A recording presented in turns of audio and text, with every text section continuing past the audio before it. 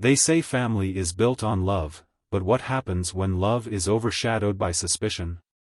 I'm Ruby, a stepmother who faced the unthinkable, accused of kidnapping my own stepchildren. Betrayed by the son I vowed to protect, judged by strangers who couldn't see past my skin, and abandoned by the one person they longed for. This is my story of resilience, truth, and a fight to prove that family is worth everything. Before we dive into this powerful story, let us know where you're tuning in from, and if you find it compelling, don't forget to hit subscribe. The afternoon sun bathed the lake in golden light, its gentle warmth a soothing balm to my weary soul. Austin, my youngest stepchild, skipped along the path, his tiny hand clutching mine while Parker, his older brother, walked a few steps ahead, brooding as usual. This place, this quiet lakeside retreat, had become our sanctuary. Here, the hum of the city faded, and I could pretend for a while that we were a picture-perfect family. I could almost forget the subtle tensions that lingered in Parker's gaze or the whispers of judgment I sometimes felt from strangers. I glanced at him, his wiry frame rigid with teenage defiance. Parker had never been easy to connect with. He still carried the weight of his parents' divorce, and my arrival in their lives felt like an intrusion rather than a blessing. I understood that. Lord knows I tried to give him space, but days like today, when his silences stretched long and cold, made me wonder if I'd ever break through his walls. "Mom, look!" Austin's voice pulled me back to the moment. His bright eyes sparkled as he pointed at a pair of ducks gliding across the water. "Beautiful, isn't it?" I said, smiling at his enthusiasm. Moments like this reminded me why I stayed in the fight, for the laughter, for the little joys, and for the chance to make a difference. Parker turned back briefly, his face unreadable. Was it annoyance? Jealousy? I never could tell. Then, without a word, he resumed walking, his sneakers scuffing against the gravel. The breeze picked up, carrying with it the scent of pine and the sound of distant laughter. A young couple jogged past us, hand in hand, their carefree demeanor a stark contrast to the knot of tension forming in my chest. I wanted today to be different. I wanted us to have a moment, a memory unmarred by resistance or resentment. "Parker," I called softly, "why don't you show Austin that trick with the skipping stones? He's been dying to see it." His shoulders stiffened. "Not in the mood," he muttered, barely glancing back. I sighed, my hand tightening around Austin's. "It's okay," I murmured to the little boy. "Maybe another time." Austin's cheerful chatter soon filled the void Parker left behind. I forced a smile, nodding and responding where I could, but my thoughts lingered on the boy up ahead. What was he thinking? Was it just the growing pains of a blended family, or was there something deeper festering inside him? The lake shimmered as we reached the clearing, the sunlight dancing on the rippling surface. It was breathtaking, yet I couldn't shake the unease crawling up my spine. Maybe it was the way Parker kept looking over his shoulder, or the way he refused to meet my eyes. In that moment, I didn't realize that today would test the very fabric of our family. All I knew was the serene beauty of the lake, the warmth of the sun, and the fragile threads holding us together. Threads I would fight to protect, no matter what. I was watching Austin chase a butterfly near the edge of the path when I felt it, the unmistakable sensation of being watched. My smile faltered, and my skin prickled as I turned to see a woman standing across the path, her eyes fixed on us. She was middle-aged, with short, sharp hair and a frown etched so deeply it seemed permanent. Her gaze darted between me and the boys, lingering just a moment too long on Parker. My heart sank. I knew that look. I'd seen it before, the kind that asked questions without words, the kind that assumed too much. I gave her a polite nod and turned my attention back to the boys, but the moment had soured. The sun wasn't as warm anymore, and the gentle breeze felt sharper against my skin. "Come on, Austin," I said, reaching for his hand. "Let's keep moving." We hadn't taken more than a few steps when I heard her voice. "Excuse me, miss." I froze, my grip on Austin tightening as I turned. She was walking toward us now, her expression a mix of concern and something darker. "Is everything okay?" I asked, keeping my voice calm. She stopped a few feet away, her gaze flicking to Parker, who had stepped closer to me, his brow furrowed. "Are these your children?" she asked. Her tone was light, almost casual, but her eyes were anything but. My stomach twisted. "Yes," I said firmly. "They're my stepchildren." Her lips pressed into a thin line. "Really? It's just.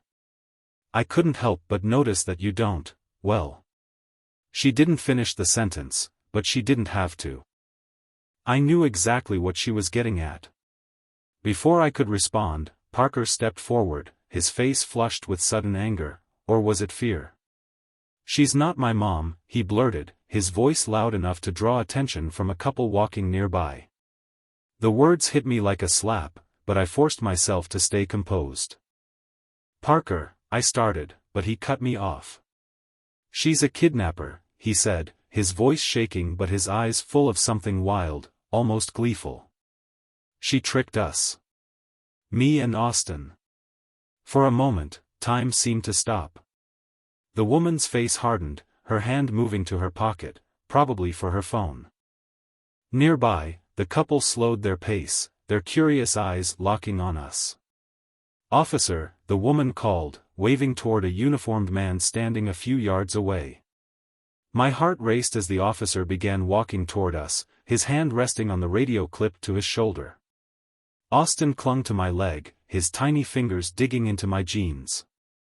"Ma'am," the officer said when he reached us, his tone cautious but firm, "is there a problem here?" I opened my mouth to explain, but the woman spoke first. "I think this woman is kidnapping these children," she said, her voice trembling with righteous indignation. "That's not true," I said quickly, trying to keep my voice steady. "I'm their stepmother." The officer's eyes narrowed. "Do you have any ID? Anything to prove what you're saying?" I fumbled for my purse, my hands shaking as I searched for my wallet. Behind me, Parker was silent, his expression unreadable. "Officer," I said, holding out my ID, "this is a misunderstanding. These are my stepchildren. You can call their father." But before I could finish, Parker stepped forward again. "She's lying," he said, his voice trembling with fake emotion. "She's trying to take us away. I want my real mom." The officer's demeanor changed instantly. He stepped closer, his hand moving to the cuffs on his belt. "Ma'am, I'm going to need you to come with me," he said. "No," I said, panic rising in my chest. "This is a mistake. Please, call my husband. He'll explain everything." The officer nodded to another uniformed man who had joined him. "Take the kids over there," he said, gesturing to a shaded bench. "I'll handle this." I glanced at Parker as he walked away with the second officer, his face calm, almost smug. The sight of it broke something inside me. "Please," I said, my voice cracking as I turned back to the first officer. "I didn't do anything wrong." But it didn't matter. The cuffs clicked around my wrists, cold and heavy, as the woman watched with a satisfied smile. As I was led away, I turned to see Austin looking back at me, tears streaming down his cheeks. "Mommy," he cried, reaching out, but the officer held him back. I wanted to comfort him, to tell him everything would be okay, but I couldn't find the words. For the first time in my life, I felt utterly powerless. And in that moment, I realized that this was only the beginning of my fight. The room was ice cold, but sweat trickled down my back as I sat in the metal chair, my wrists aching from the cuffs that had only just been removed. The harsh fluorescent light buzzed above me, casting sharp shadows across the small, windowless room. A steel table separated me from the officer who sat across from me, his eyes sharp and unyielding. He leaned forward, his knuckles rapping on the table. "Let's make this simple," he said, his tone clipped. tell me the truth. Who are you, and what were you doing with those kids? I swallowed hard, trying to keep my voice steady. I've already told you, I said. I'm Ruby Henderson. I'm their stepmother. Parker and Austin are my husband's children. The officer snorted, leaning back in his chair. Funny how the older one doesn't seem to think so. He says you kidnapped them. The word stung, and I felt a lump rise in my throat. Parker's accusation had blindsided me, but now, sitting here under this officer's scrutinizing gaze, it felt like a betrayal I couldn't escape. He's just a kid, I said, my voice breaking despite my best efforts. He's angry about his parents' divorce, and he's acting out. I love those boys. I would never hurt them. The officer raised an eyebrow. So, you're telling me a 10-year-old made this up out of nowhere? Yes, I said firmly, clinging to the truth like a lifeline. He leaned forward again, his eyes narrowing. You expect me to believe that? A boy his age doesn't just accuse someone of kidnapping for no reason. I flinched at his words, the weight of them pressing down on me. I wanted to scream, to cry, to demand that they call my husband, but I knew that wouldn't help. Instead, I took a deep breath and focused on staying calm. Call George, I said, my voice steadier now. He's the boy's father. He'll tell you the truth. The officer smirked, as if I'd said something ridiculous. We've been trying to reach him. No answer. I clenched my fists, nails digging into my palms. George was on a business trip, unreachable for the past few days. I had hoped he'd be back by now, but of course, the timing couldn't have been worse. The door opened, and another officer walked in, a file in his hand. He whispered something to the man across from me, who nodded grimly. Well, the first officer said, tossing the file onto the table, we've got a bit of a complication. Seems the boy's biological mother is on her way here. Maybe she can shed some light on this situation. My heart sank. Eliana. She'd never been particularly involved in the boys' lives, leaving most of the parenting to George after their divorce. But she still held sway over Parker, who saw her as a kind of mythic figure, absent yet perfect in his eyes. The officers left me alone in the room, and the silence pressed in around me. My thoughts spiraled as I tried to make sense of what had happened. Parker's accusation played on repeat in my mind, his words cutting deeper each time. I closed my eyes, letting the memories flood in. I saw Parker's defiant gaze the first time we met, the way he clung to his father like a lifeline. I remembered the small victories, the day he laughed at one of my jokes, the time he asked for my help with homework. But those moments had always been fleeting, overshadowed by his resentment. And now, here we were.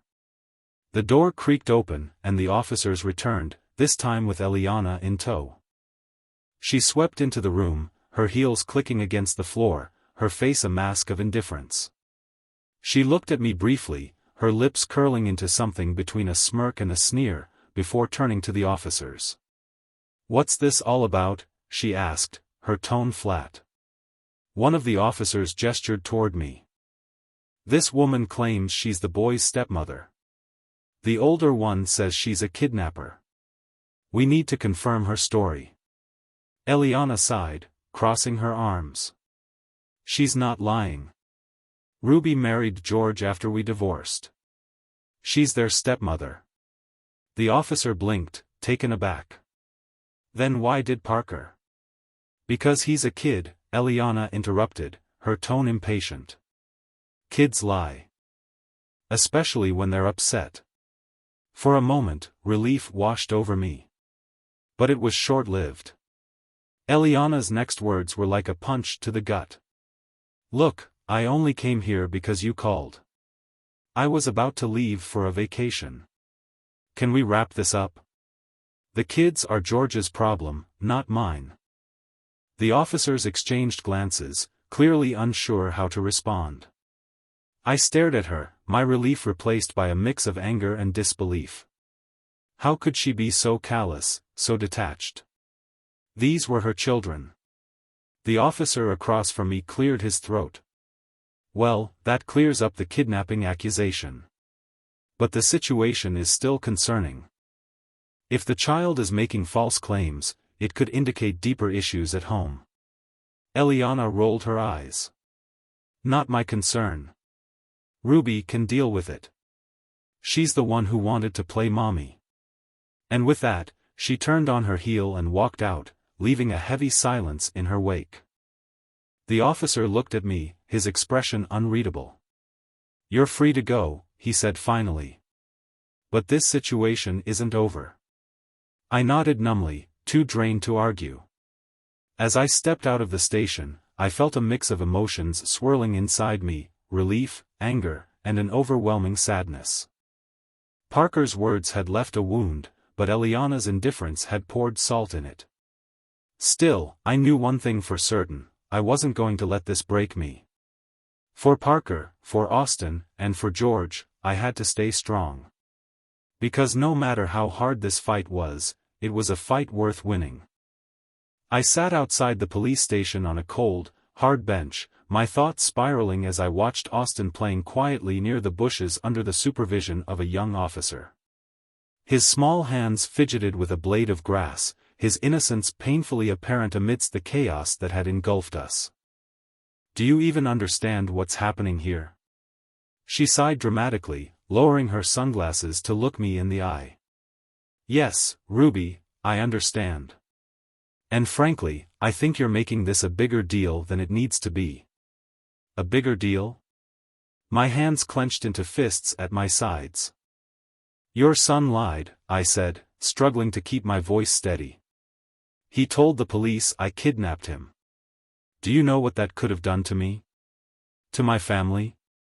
Her lips curled into a cold smile.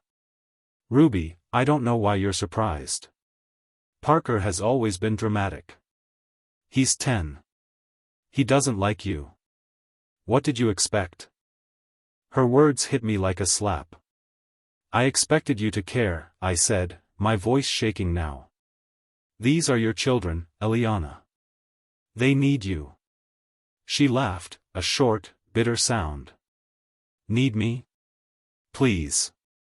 George is the one raising them, not me. I'm not cut out for the whole mom thing. Never was. I stared at her, my disbelief giving way to anger. So, what? You just get to walk away? You think that's what they deserve? She shrugged, her indifference cutting deeper than any insult could. What they deserve is stability, and clearly, George thought you could give them that.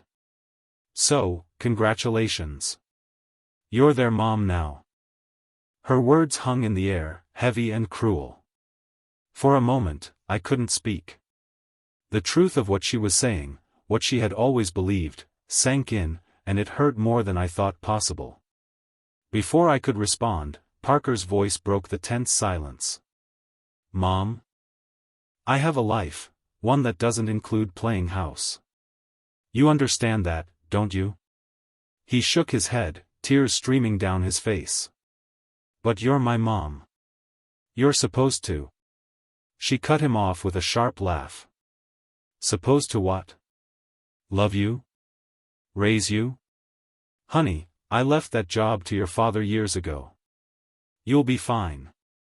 You've said enough, I told her, my voice cold and firm. She stood, brushing imaginary dust off her designer jeans. Good luck, Ruby, she said, her tone dripping with sarcasm. You're going to need it. Without another word, she turned and walked away, her heels echoing against the pavement until she disappeared into the distance. I looked down at Parker, his face wet with tears. For the first time, he seemed small, vulnerable. Parker, I said softly, kneeling in front of him. I'm so sorry. He shook his head, his voice breaking as he said, I didn't mean it. I didn't think.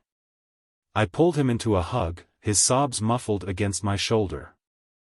It's okay, I whispered. We'll figure this out together. As I held him, I realized that this moment, raw and painful, was the first step toward healing. Parker's world had been shattered, but now, maybe, we could start picking up the pieces. Nearby, Austin wandered over, his small hand tugging at my sleeve. "Is everything okay?" he asked, his big eyes full of concern. I smiled through my tears, pulling him into the hug. "Yes, sweetheart," I said. "We're going to be okay." And for the first time that day, I believed it. The tension in the room was palpable, thick enough to cut with a knife. Parker sat quietly beside me, his hands twisting in his lap. Austin leaned against my side, his small fingers clutching my shirt as if afraid I might disappear again. And then, the door burst open. "Ruby." I turned, my heart leaping at the sound of George's voice. He stood in the doorway, his suit wrinkled and his hair disheveled, a stark contrast to his usual composed appearance. His eyes found mine, wide with concern, and he rushed to my side. "Are you okay?" he asked, gripping my hands tightly. I nodded, tears stinging my eyes. "I'm fine," I said, though the quiver in my voice betrayed me. "But George, it's been a nightmare." His jaw tightened as he turned to face the officers who stood awkwardly nearby. "Who's in charge here?" he demanded, his voice sharp and commanding. A senior officer stepped forward, clearing his throat. "That would be me, sir." "Do you have any idea who you just arrested?" George snapped. "This is my wife, the stepmother of my children. And for the record, I'm the mayor of this city." The officer's face paled. "Mayor Henderson," he stammered, "we were just—" "You were just what?" George interrupted, his voice rising. "Harassing an innocent woman because of an unsubstantiated accusation from a child?" "Sir, we were following protocol," the officer said defensively. "Protocol?" George's voice dripped with anger. "Your protocol is steeped in bias and incompetence. Do you even realize the damage you've done?" The officer hung his head, clearly realizing he had no defense. George turned back to me, his expression softening as he placed a hand on my shoulder. "I'm so sorry," he said, his voice breaking. "I should have been here. I should have protected you." "You didn't know this would happen," I said, my voice steady despite the storm of emotions swirling inside me. George faced Parker then, his face a mixture of disappointment and sorrow. "Parker," he said gently, "what you did was wrong. Do you understand that?" Parker nodded, tears welling in his eyes. "I'm sorry, Dad," he whispered. "I didn't mean to. I just wanted—" His voice trailed off, his shame evident. George took a deep breath, but before he could say anything, I stepped in. "George," I said softly, placing a hand on his arm, "don't be too hard on him. He's just a child. He needs time to understand." George hesitated, then nodded. "You're right," he said, his voice heavy with emotion. "But there will be consequences, Parker. We'll talk about this at home." Parker nodded again, his shoulders sagging in defeat. As the officers fumbled through their apologies and paperwork, George pulled me into his arms, holding me tightly. For the first time that day, I felt safe. And though the fight wasn't over, I knew we would face it together, as a family. The ride home was silent except for the soft hum of the car engine. Austin had fallen asleep in his booster seat, his tiny hand still clutching a toy car. Parker sat beside him, his head bowed, staring at his sneakers. The weight of everything hung in the air like an unspoken storm. When we arrived home, George gently lifted Austin out of the car, carrying him inside. I stayed back, waiting for Parker to follow. He hesitated, his small frame framed by the glow of the porch light. "Parker," I said softly, kneeling to meet his eye level. "We need to talk." He didn't move at first, but then he nodded, shuffling closer. His eyes brimmed with tears as he finally looked at me. "I'm sorry, Ruby," he whispered, his voice trembling. I didn't mean for everything to get so bad. I thought if I said you weren't my mom, maybe my real mom would come back. My heart ached at his words. I reached out, gently placing my hands on his shoulders. "Oh, sweetheart," I said, my voice breaking. "I know how much you miss her. And I know it's hard to understand why she's not here. But Parker, I'm here. I've always been here, and I always will be." The tears spilled over then, and Parker sobbed, his small body trembling as he fell into my arms. "I'm sorry," he cried over and over. I held him tightly, stroking his hair as my own tears fell. "It's okay," I whispered. "We'll get through this. Together." In that moment, I felt a shift. The walls Parker had built between us began to crumble, replaced by something fragile but real: trust. The next morning, sunlight streamed through the kitchen window as I poured a cup of coffee. George sat across from me, his eyes still heavy with concern, but a hint of calm had returned. Parker and Austin were upstairs, the quiet hum of cartoons playing in the background. "What a day," George said, running a hand through his hair. I nodded, taking a sip of coffee. "It was a nightmare," I said, "but maybe something good came out of it." He raised an eyebrow. "Good? After everything you went through?" I gave him a small smile. "Parker's walls are starting to come down. For the first time, he let me in. That's worth everything." George reached across the table, taking my hand. "You've been amazing through all this, Ruby. I don't know how you do it." I squeezed his hand, my gaze drifting toward the window. "Because they're worth it," I said softly. "Every tantrum, every challenge, every heartache. They're worth it."